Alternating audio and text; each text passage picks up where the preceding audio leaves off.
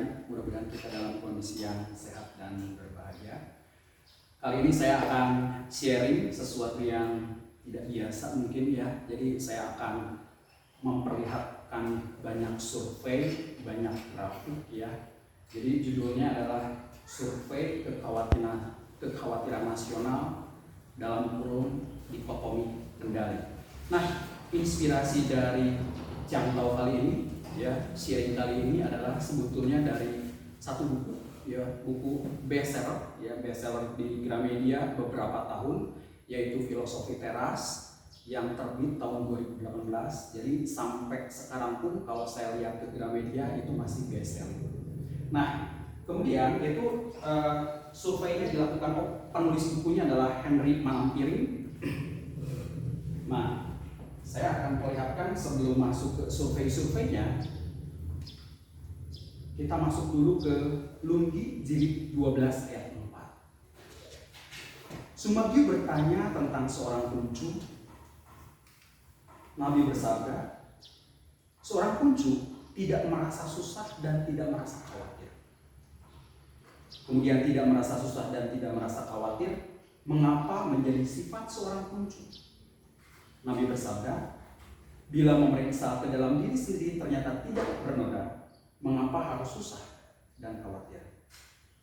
Kemudian dilanjutkan dengan ayat Lungi jilid 14 ayat 28. Nabi bersabda, ada 3 hal di dalam jalan suci seorang kuncu yang belum dapat kucapai. Penuh cinta kasih sehingga tidak merasa susah payah, bijaksana sehingga tidak dilambung-lambung, dan berani sehingga tidak diluluh kecemasan. Nah, sekarang saya akan memperlihatkan ya laporan survei khawatir nasional tahun 2018. Jadi ini sebetulnya sebelum publish bukunya, Henry Manampiring itu memberikan survei nasional tentang kekhawatiran. Nah, di sana disebutkan pertanyaan pertama adalah, seberapa khawatir sih hidup kalian? Seberapa khawatir hidup kalian? Nah, jawaban surveinya adalah sama sekali tidak khawatir itu 4%, sedikit khawatir 33%, kemudian lumayan khawatir cukup banyak yaitu 46%, dan sangat khawatir 17%. Dan kita bisa bilang dalam survei itu 63% masyarakat Indonesia itu khawatir. Cukup banyak, dari 3 orang itu 2 orang khawatir. Dari 3 orang itu 2 orang khawatir tentang kehidupannya. Kemudian survei-survei yang lainnya adalah menanyakan kekhawatiran yang dalam bentuk lebih spesifik, yaitu tentang sekolah dan kuliah, tentang status atau hubungan, tentang single, tentang keuangan, tentang pekerjaan, dan terakhir adalah tentang menjadi orang tua. Bagaimana dengan kekhawatiran mereka? Mari kita lihat ya. Yang pertama adalah kekhawatiran tentang kuliah atau sekolah. Di sana ditanyakan, apakah kamu khawatir mengenai sekolah atau studi lanjutan kamu? 8% itu tidak merasa khawatir sama sekali. 40% sedikit khawatir. Kemudian 33% lumayan khawatir, dan 20% sangat-sangat khawatir. Jadi di sini diperlihatkan setengah lebih pelajar Indonesia itu tuh merasa khawatir dengan studinya, dengan sekolahnya, dengan kuliahnya. Ada pertanyaan yang lebih spesifik, khawatirnya apa sih? Ya, khawatirnya apa sih?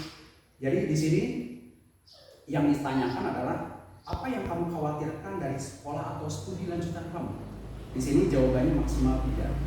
Saya akan sebutkan 3 teratas saja, yaitu para mahasiswa, siswa di Indonesia itu khawatirnya dengan 1, tidak lancarnya tugas. Yang kedua adalah tidak ada motivasi. Saya pikir yang tidak ada motivasi ini adalah trennya akan naik terus. Saya merasakan sendiri ya, karena saya guru, ini tidak ada motivasi itu hampa menjadi siswa, hampa menjadi mahasiswa itu banyak banget terjadi. Kemudian nilai jelek dan tidak lulus.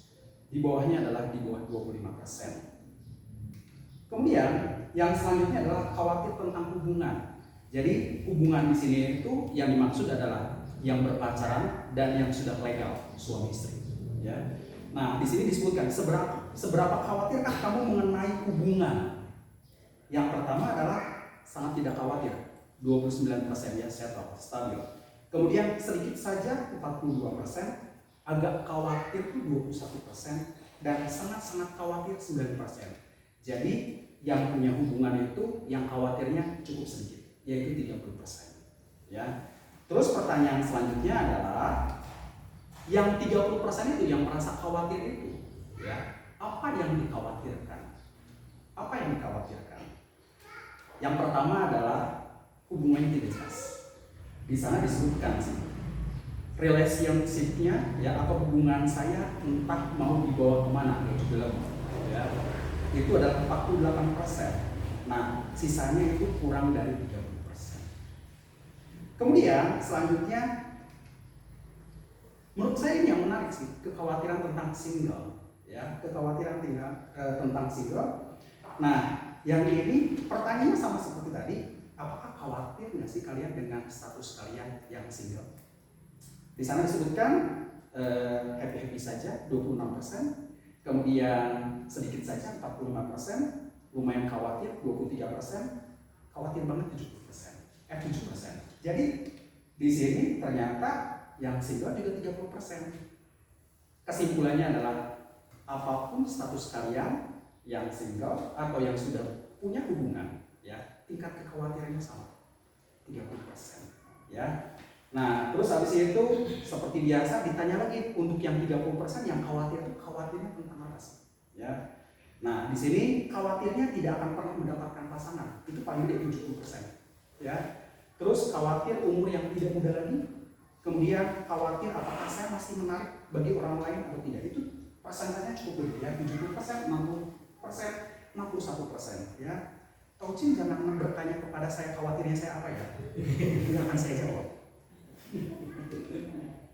Kemudian dijawab kalau kita lagi berdua. Terlalu pribadi.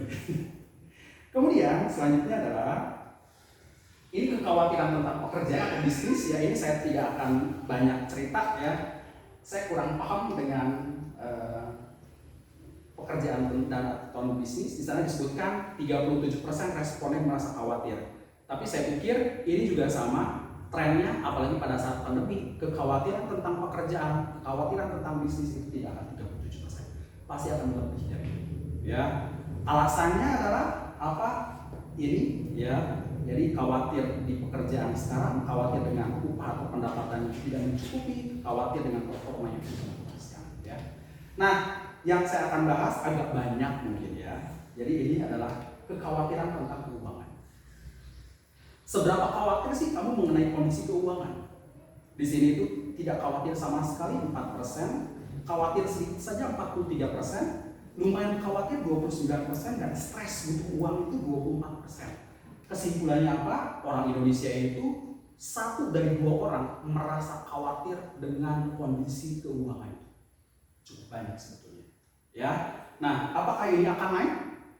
Hipotesa saya sih berkata iya. Jadi ini pasti akan lebih dari 53%, ya. Nah, saya akan jelaskan sedikit ya.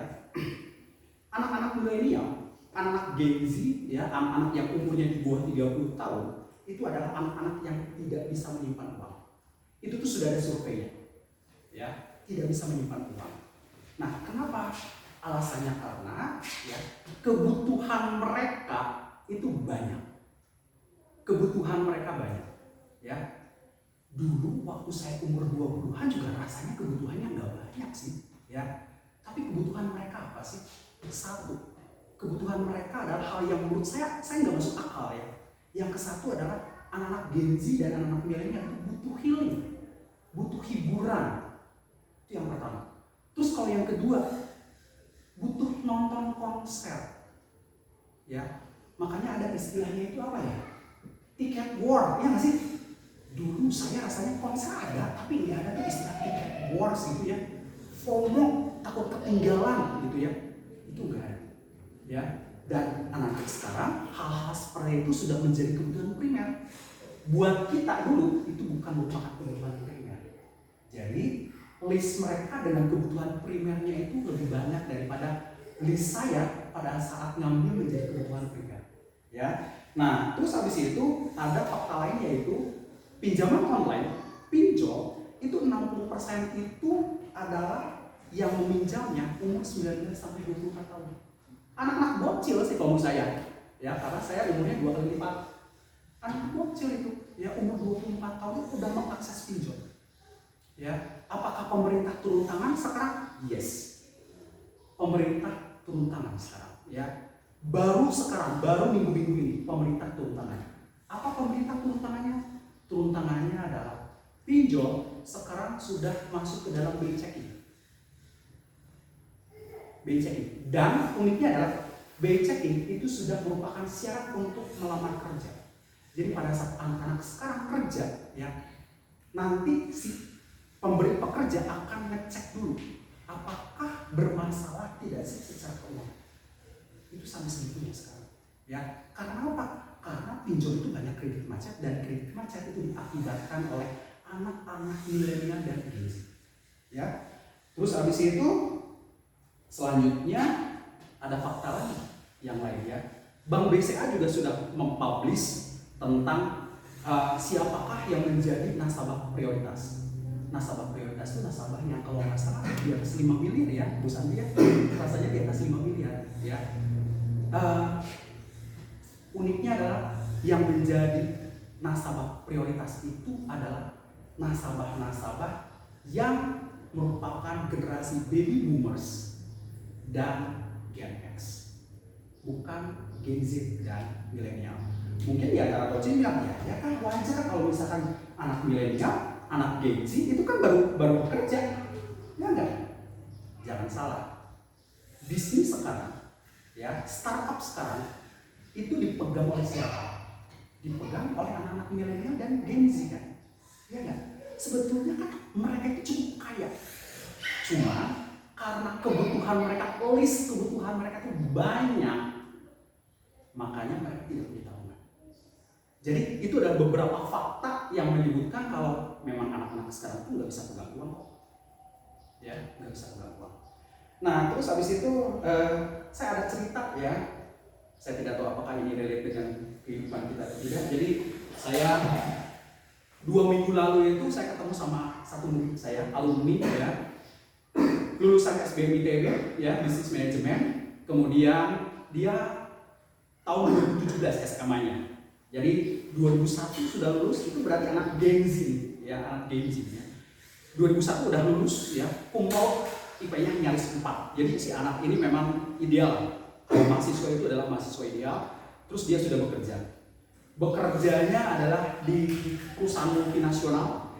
Dia nyaris tidak pernah ketemu, sama sekali nggak pernah ketemu sama rekan tim sekerja, atasan, apalagi kantor. Dia nggak pernah. Jadi dia bekerja bisa di mana saja. Ya, terus dia cerita, tahu nggak Pak? Bulan pertama setelah saya mendapatkan gaji, apa yang saya lakukan? Healing ke Bali. Stres loh, 1 bulan kerja. Dia baru 1 bulan kerja, saya udah 20 tahunan kerja. Kalau dia stres, saya kata stresnya apa?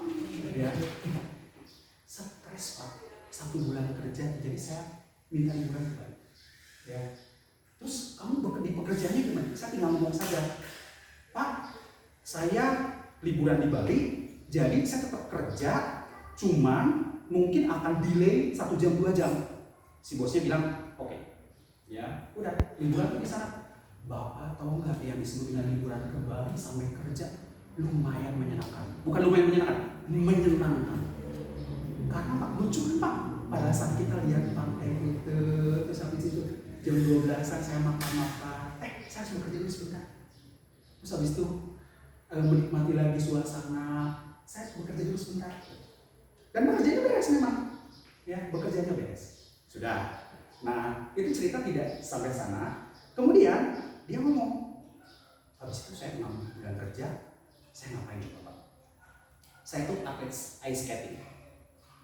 Dia ada undangan kejuaraan di Hong Kong. Jadi dia ngomong ke pimpinannya, Pak, saya sekarang tuh ya bukan liburan, tapi saya tuh mau cuti. Belum setahun loh itu, ya anak Gen Z kadang-kadang kurang ajar. Setuju gak sih anak Gen Z? Udah ya saya bilang gitu. Belum setahun minta cuti. Tapi mungkin ya anak-anak Gen Z. Dibolehkan. Dia terbang ke Hong Kong, ya, ikutan kejuaraan ice skating, seminggu, full, nggak pegang laptop, bekerja, ya. Setelah bekerja, dia pulang ke Indonesia, ya dia bekerja kembali. Pak, saya sekarang udah bisa bekerja lagi. Gitu. Oke, ya. Terus dia cerita, itu belum selesai, saya pikir, udah selesai kali. Akhir bulan ini, saya mau keliling Eropa. Terus saya bilang, Cel, kamu uangnya gimana dong? Uangnya habis ya. Habis, jadi tiap bulan dapat, ngumpulin sebulan, 2 bulan, 3 bulan untuk keliling Eropa. Karakter anaknya memang seperti itu. Ya, saya juga baru tahu sih. Terus saya bilang, Cel, tahu nggak? Gaji pertama saya itu adalah sebagian saya kasih ke orang tua, sebagian untuk makan-makan bareng-bareng. Di otak Gen Z nggak nyampe. Yang kayak gitu di otak Gen Z nggak nyampe. Bapak nggak mungkin. Kan stres pekerjaan. Di otak Gen Z nggak nyampe. Saya pun melihat otak mereka nggak nyampe. Ya, baru 1 bulan udah kembali. Aneh kamu saya. Jadi wajar kalau anak-anak sekarang itu tidak bisa menyimpan uang. Ya, jadi padahal sayang literasi keuangan itu cukup banyak. Jadi anak sekarang itu sebetulnya untuk menjadi kaya itu sangat memungkinkan. Ya, oke. Kemudian selanjutnya adalah kekhawatiran menjadi orang tua. Ini juga saya akan lebih banyak ya. Kalau ini saya cerita di kelas memang. Ya, kekhawatiran menjadi orang tua. Seberapa khawatir sih menjadi orang tua? Ya, apakah tidak khawatir sama sekali 13%, khawatir sedikit saja 34%, lumayan khawatir 43%, aku stres menjadi orang tua 10%. Jadi di sini, yang pasti ini, ya. Jadi orang Indonesia yang sudah menjadi orang tua itu setengah lebih itu stres menjadi orang tua, khawatir menjadi orang tua. Sekarang pertanyaannya adalah kekhawatirannya apa sih? Boleh nggak sih saya nanya-nanya kepada orang tua di sini? Kaum deh. Kaum apa sih kekhawatiran kaum itu dengan kaum menjadi orang tua? Satu aja. Menjadi kaum juga. Kekhawatirannya adalah tidak menjadi kaum juga. Saya ini tidak ada di sini. Jawabannya unik sebenarnya. Kok Kiki bisa menyebutkan nggak kok? Kira-kiranya apa sih? Kekhawatiran Kok Kiki menjadi orang tuanya Sela, menjadi orang tuanya Farel. Apa sih kira-kiranya? Ada nggak Kok Kiki? Anak bandel. Khawatir apa? Enggak apa? Saya kan kerja di mungkin ketemunya agak jalan-jalan. Iya. Jadi khawatir anaknya Takut ada gimana gitu. Oh iya, betul ya. Bu Santi mau cerita nggak nih? Perkin harus ngomongnya lebih banyak kok. Secara orang tuanya di sini itu Perkin, iya nggak? Perkin satu aja ngomongnya, kelakuan David. Nggak ada yang perlu dikhawatirkan ya? Nggak ada ya? Ada nggak, Bu?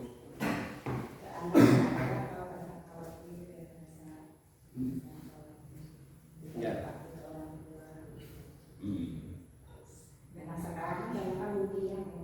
Iya benar. Sedikit campur. Iya. Betul. Iya. Setuju. Wakion deh. Nggak ada yang khawatir. Nggak ada yang khawatir. Kongcu sejati tuh. Ya, Kongcu sejati ya.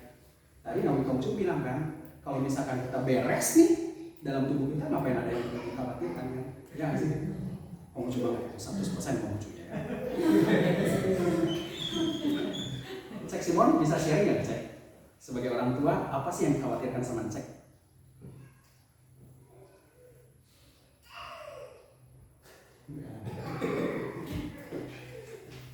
Saya sih khawatir kalau anak kita S1 kayaknya tidak. Khawatir kalau anaknya tidak sarjana. Tidak S1. Tidak S1 ya. S1 maksudnya sarjana ya? Ya. Karena Secara sebelum S1 tidak boleh aktif dalam sesuatu agama.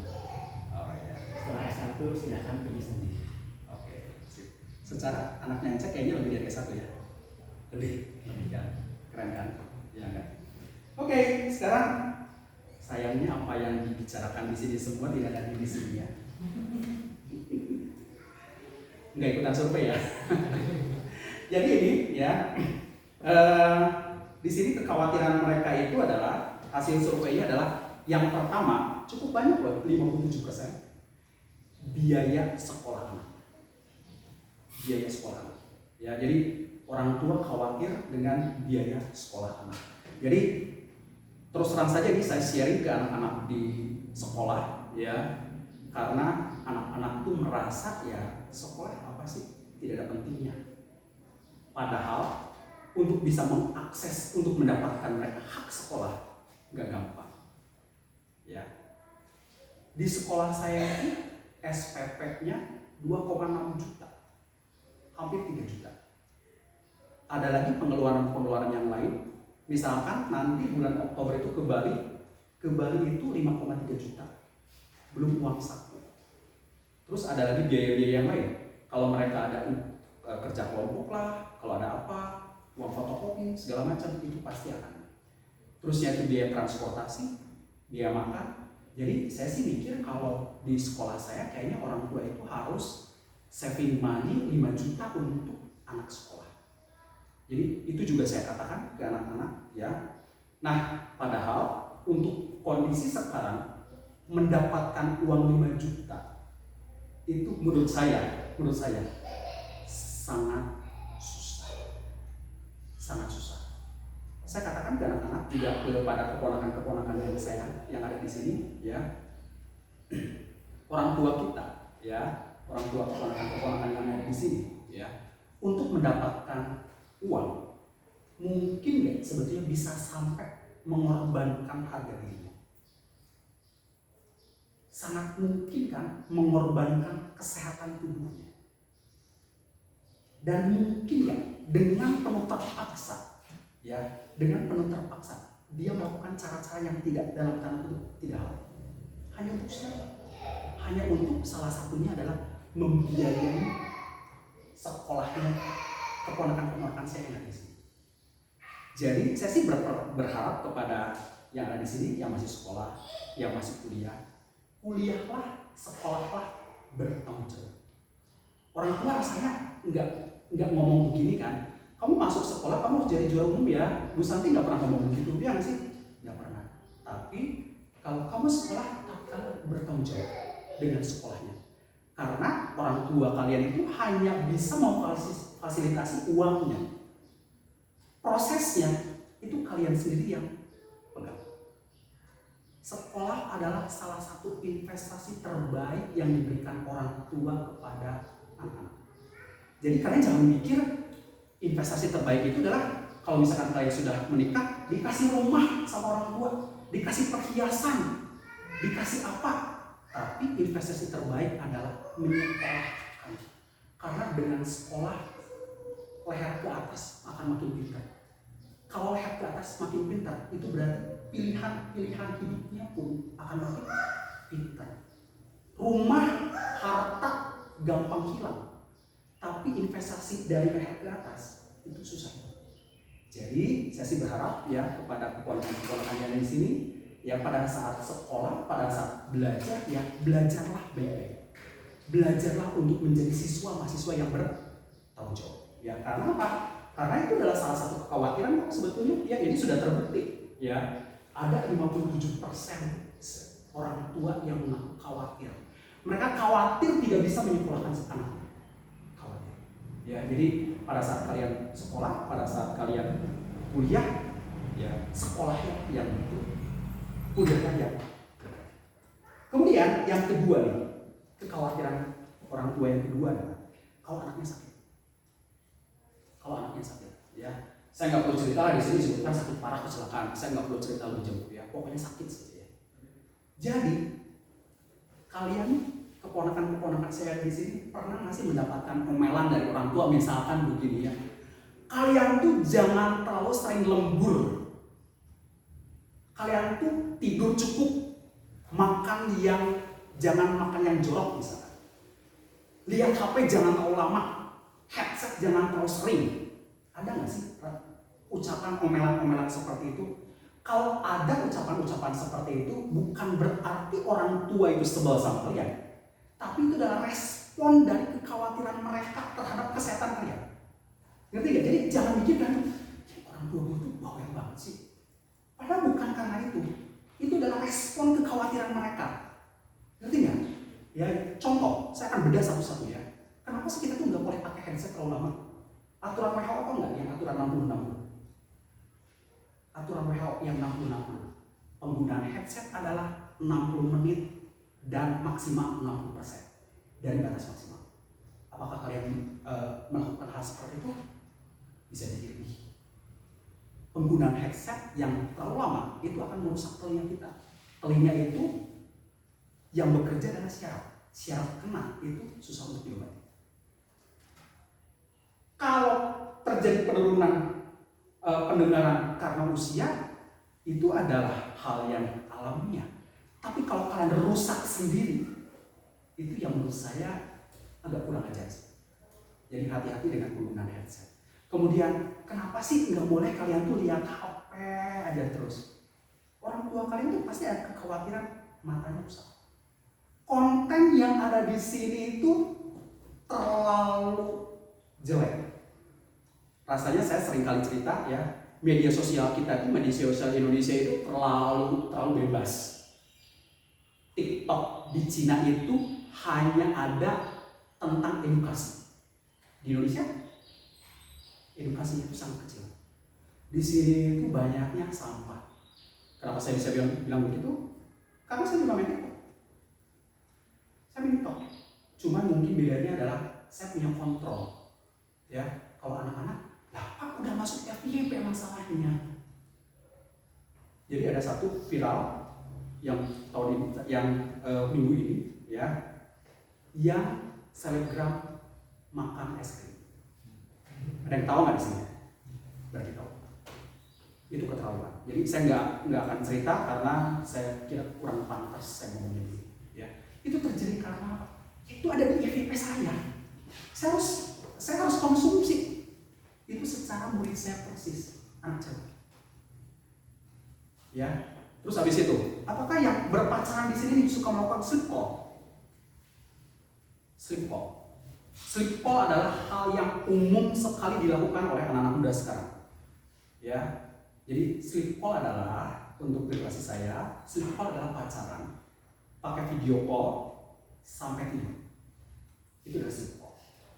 Ya, itu adalah hal yang umum dilakukan oleh anak-anak sekarang pada saat pacaran. Itu sampai lihat gini, sampai tergelap, sampai besoknya itu masih nyala. Itu namanya sleep call. Anak sekarang itu melakukan hal seperti itu. Apakah itu berbahaya? Jelas berbahaya. Karena apa?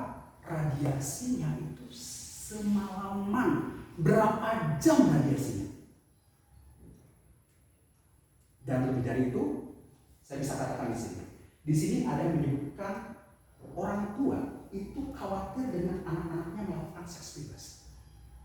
Kita Gen X itu mikir ya seks bebas itu berarti ketemu kan sama cowok, ketemu sama cewek kan, betul nggak? Ketemu kan? Bisa nggak tidak ketemu? Sleep call itu bisa. Makin malam yang dipertontonkan bukan muka, tapi bagian-bagian yang selayaknya ditutup. Sleep call. Jadi saya sih berharap banget sama ponakan-ponakan saya yang ada di sini ya, please ya, gunakan HP secara bijak. Gunakan HP secara bijak. Ya, jadi jangan sampai sleep call. Sleep call itu kayaknya manfaatnya itu sedikit tapi kekurangannya itu sangat banyak. Ya, orang tua enggak dengan kayak gitu? Enggak. Karena orang tua kalian itu enggak ada sleep call dulunya. Enggak ada sleep call dulu. Ya enggak? Anak-anak sekarang. Jadi rekan-rekan saya yang seumuran saya, ya, jadi tahu sekarang yang disebut dengan sleep call, ya. Jadi hati-hati anak-anak itu kalau melakukan sleep call, ya. Bahayanya lebih banyak daripada manfaatnya, ya. Jadi maaf ya, ini saya terlalu banyak menasihati ini keponakan saya yang ada di sini. Kemudian selanjutnya adalah kekhawatiran sosial politik ini saya juga tidak akan banyak bahas ya. Nah, karena ini respondennya itu dilakukan pada tahun 2018, secara tahun depannya itu adalah tahun politik, maka kekhawatirannya meningkat 76%. Ya, jadi pada saat itu memang ingat panas-panasnya kan antara kubu 1 dan kubu 2. Ya, jadi wajar seperti ini. Alasannya pun saya nggak perlu jelaskan lagi karena Paucin juga tahu alasannya apa. Nah, sekarang saya akan kasih tahu kenapa saya bisa bilang begini ya. Karena lihat profil respondennya di sini. Respondennya yang disurvei itu adalah umurnya sebetulnya 15 sampai 50. 4% itu saya masuk kayak gitu. Ya, nyaris enggak. Di sini. Tapi kebanyakan coba lihat. Kebanyakan adalah keponakan-keponakan saya. Di sini. Ya. Jadi umur 21 sampai 34. Anak Gen Z sama anak milenial di sini. Ya. Terus habis itu selanjutnya sebetulnya ada detail. Oh ya, kota. Mengenai kota ya. Ini kotanya apa sih yang disurvei itu? Sebetulnya seluruh Indonesia. Henry Manampiring itu pengennya seluruh Indonesia. Tapi ternyata yang melakukan surveinya unik. Yang paling banyak adalah cuman Jakarta sama Jabodetabek, Bandung, Jogja, Surabaya, Semarang. Cuman kota-kota itu saja. Jadi pada saat saya sharing di sini mengenai ini cocok. Karena apa? Kita tinggal Bandung. Ya, tapi kalau saya sharing di Kuningan di tempat kelahiran saya tidak akan cocok. Saya akan ganti presentasinya. Kalau ini cocok di Bandung. Ya.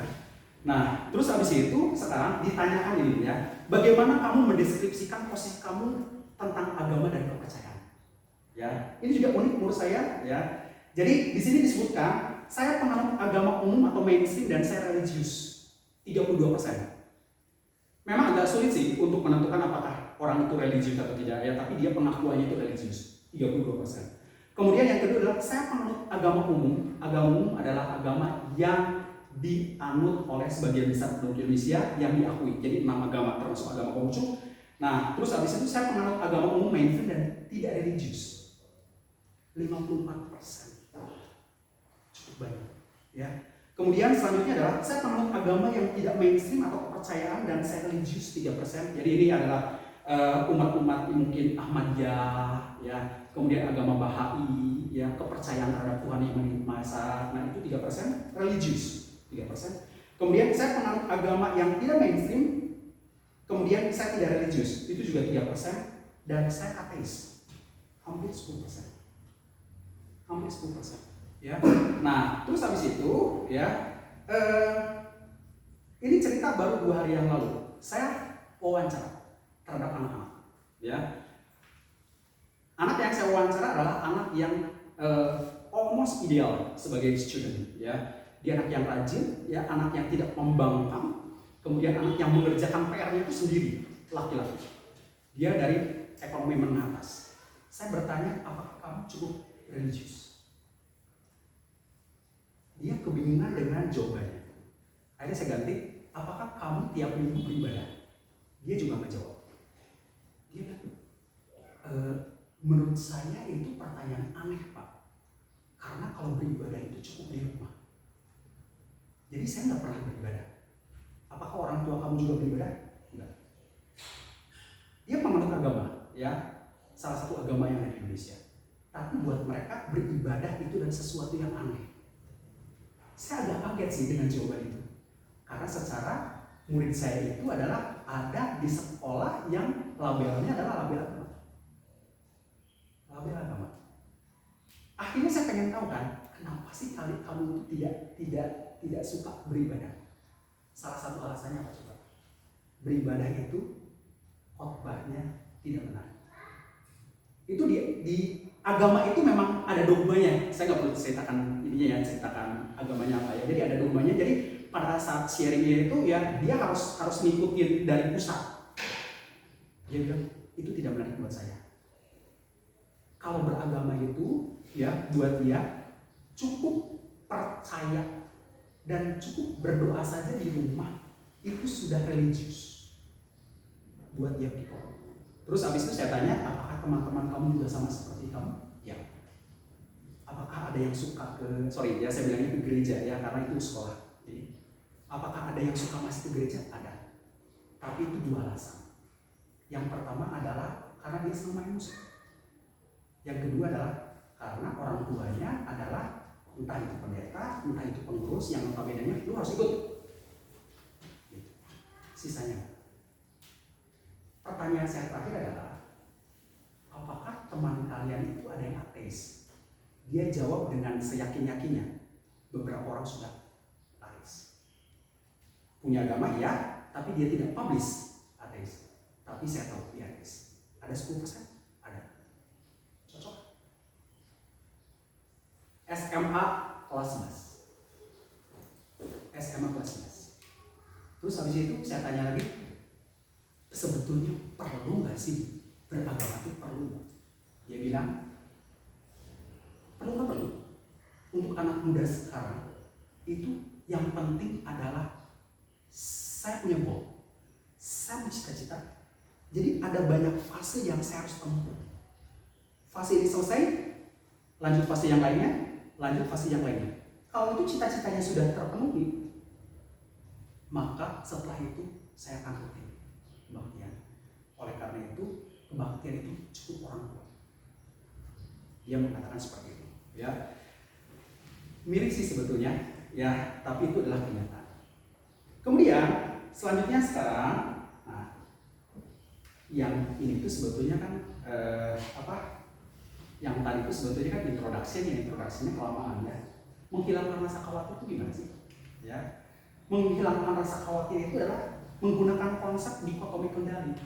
Dikotomi itu adalah pembagian. Ada hal-hal yang bisa kita kendalikan, tapi ada hal-hal yang nggak bisa kita kendalikan. Nah, itu yang menjadi akar permasalahan sebetulnya. Jadi Tauce itu mikirnya kenapa cemas karena ada beberapa hal yang tidak bisa kendalikan, sama Tauce itu merasa itu bisa dikendalikan. Ya. Nah, di sini disebutkan aturannya itu adalah something are up to us.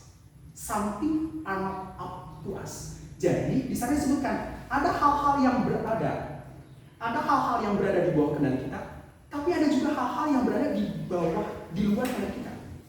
Ya, ada yang ada di kendali kita, ada yang di luar kendali kita. Ya, nah apa sih yang ada di luar kendali kita? Nah, ini adalah hal yang di luar kendali kita.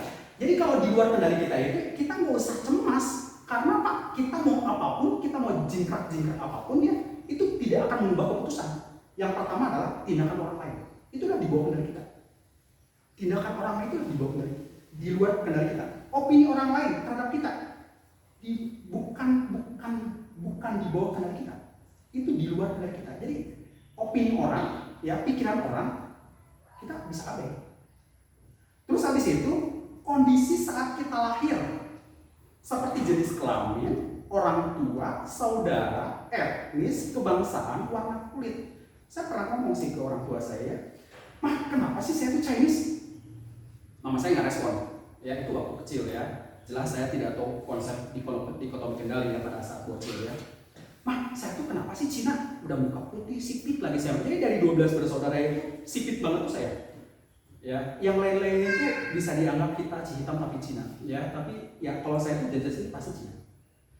Nah, mama saya nggak gubris. Ya, nggak usah dijawab lah mungkin si mama saya.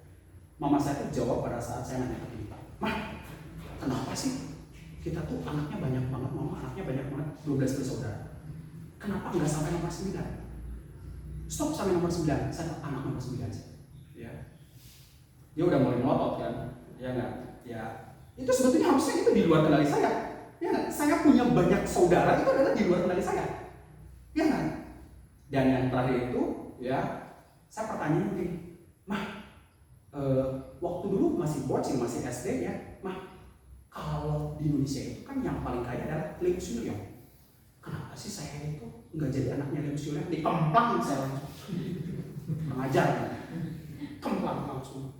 Saya diem, habis itu nggak nanya-nanya lagi yang kayak gini. Oh ternyata ini tidak dibawa kendali saya.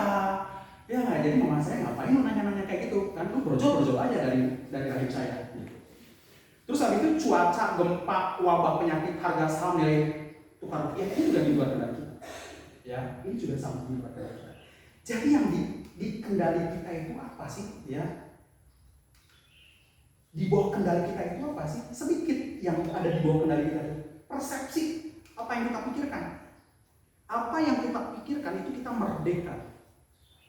Apa yang kita pikirkan itu kita merdeka. Apapun yang akan kita pikirkan. Ya, orang lain tidak ada yang bisa menjajah. Orang lain tidak ada yang bisa yang melarang. Kemudian selanjutnya adalah emosi. Apa yang kita rasakan? Apa yang kita rasakan? Kita mau perasaannya senang, sedih, gembira, takut, cemas, yaitu kita yang kontrol, bukan orang lain yang kontrol. Kemudian yang ketiga adalah ucapan. Apakah kita itu mau ngomong? Apakah kita tidak mau ngomong? Apakah kita mau mengucapkan hal-hal yang baik? Ataukah kita mau mengucapkan hal-hal yang jelek? Itu ada di bawah kendali kita. Dan yang terakhir adalah tindakan. Apa yang kita lakukan? Apa yang kita lakukan? Ya, jadi sebetulnya kita harusnya fokus ke sini supaya tidak cemas.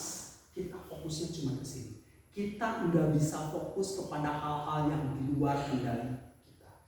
Ya, jadi fokus kita adalah persepsi kita, emosi kita, ucapan kita, kemudian tindakan kita. Itu adalah hal-hal yang bisa kita kendalikan. Ya, nah terus habis itu sekarang, nah ini contohnya, contoh kasus misalkan ya, seperti apa sih? Ya, contohnya adalah misalkan begini. Ya, wajar lah ya, para saya dulu ya. Jadi di sini disebutkan mendapatkan nilai bagus. Ya, yang pertama adalah saya pengen mendapatkan nilai bagus. Yang ada di bawah kendali saya adalah, tahu sih tentu saja tahu. Yang ada di bawah kendali saya, yang saya bisa lakukan untuk mendapatkan nilai bagus adalah satu, belajar sungguh-sungguh. Itu adalah hal yang kita lakukan, itu adalah hal yang kita pikirkan. Yang kedua adalah pada saat tes. Pada saat tes, baca baik-baik, kerjakan dengan teliti, dan usahakan emosi setenang mungkin. Itu juga ada di bawah kendali kita.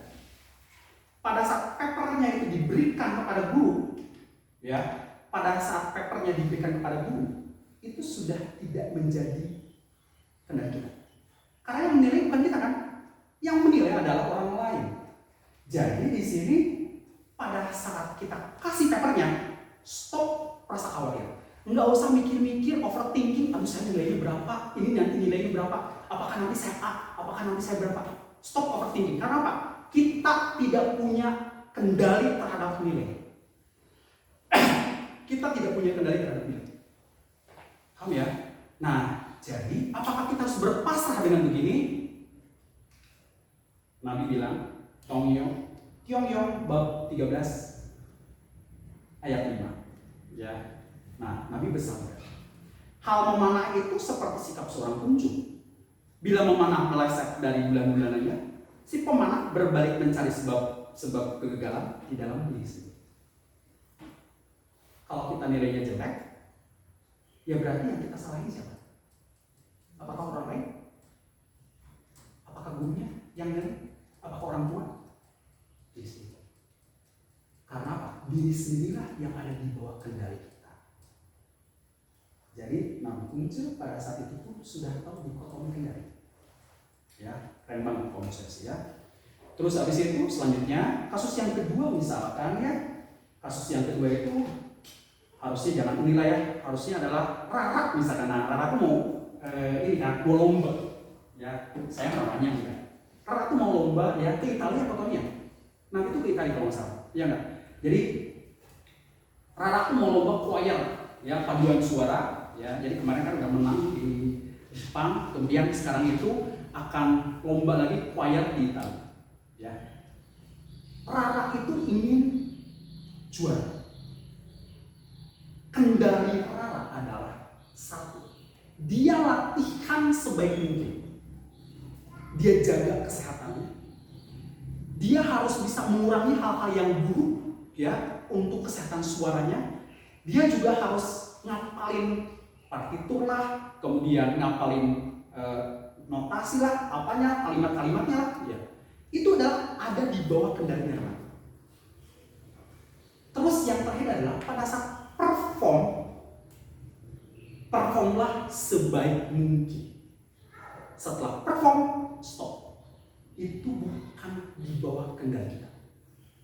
Mau juara, mau tidak juara, mau menang, mau kalah, itu sudah bukan merupakan kendali kita. Stop kekhawatiran. Karena apa? Fokus kita adalah apa yang kita kendalikan. Ya, kira-kira begitu. Ya. Nah, kalau yang di sini memenangkan tender proyek IKN, ya, saya ketinggian yang ngomongnya ini ya. Jadi ya kalau misalkan ingin memenangkan tender KKN ya sebetulnya cukup KKN sih, ya nggak sih. Nah di sini disebutkan bikinlah proposal semaksimal mungkin, sebaik mungkin, perfect mungkin, kemudian presentasi sebaik mungkin, ya itu adalah kendali kita. Tapi setelah presentasi beres, di luar kendali kita. Karena yang menilai adalah Kementerian Pekerjaan Umum dan Perumahan Rakyat. Kira-kira begitu, ya. Jadi itu saja kelihatannya yang saya bisa sharingkan. Nah kemudian terakhir adalah kesimpulan di sini. Terakhir adalah kesimpulannya apa sih? Ya, kesimpulannya adalah apa sih? Satu, penduduk Indonesia itu ya penduduk yang khawatir. Dari 3 itu 2-nya khawatir. Terus yang kedua adalah yang khawatir itu kan sekitar 63%. Yang tidak religius, yang ateis, yang agnostik itu juga 64%. Mirip-mirip kan? Ya nggak? Jadi saya punya dugaan kalau yang tidak religius, ya ateis, ya itu tingkat kekhawatiran mungkin tinggi. Tapi itu baru dugaan ya, itu harus diolah lebih. Kemudian selanjutnya adalah menghilangkan rasa khawatir itu dengan mengetahui konsep dikotomi kendali. Yang bisa kita kendalikan itu adalah pikiran kita, emosi kita, ucapan kita, sama tindakan kita. Di luar itu adalah tidak bisa kita kendalikan. Dan yang terakhir adalah ya yang tidak bisa kita kendalikan, yang saya bilang tadi. Ya, jadi kita keturunan siapa sih? Kita jenis kelaminnya apa sih? Ya, terusnya itu saudara kita siapa sih? Etnis kita apa sih? Ya itu adalah di luar kendali kita. Nah, itu saja yang bisa saya sharingkan ya, agak lama. Mudah-mudahan bermanfaat buat kita semua. 为了重点。